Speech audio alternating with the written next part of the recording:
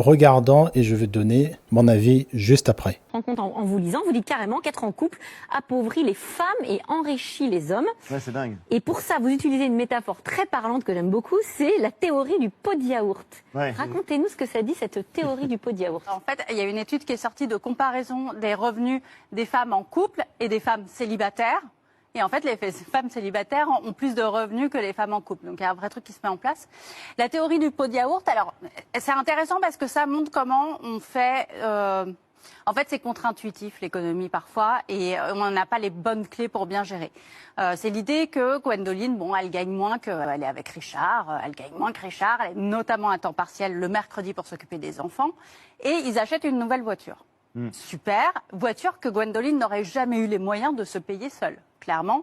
Et donc Richard rembourse le crédit de la voiture en disant bah oui, toi tu gagnes moins, c'est normal, je prends en charge. Et elle se dit bon bah moi je vais payer un peu plus les courses. Quelques années plus tard, ils se Les séparent. dépenses du quotidien. Les Voilà. pots de yaourt. Les pots de yaourt. Et petit salaire, petite dépense, gros salaire, grosse dépense. À peu près tout le monde fait ça. Hein. Quand ils se séparent, eh ben Richard repart avec la voiture qu'il a achetée, ce qui est normal, et elle repart avec donc ses pots de yaourt vides.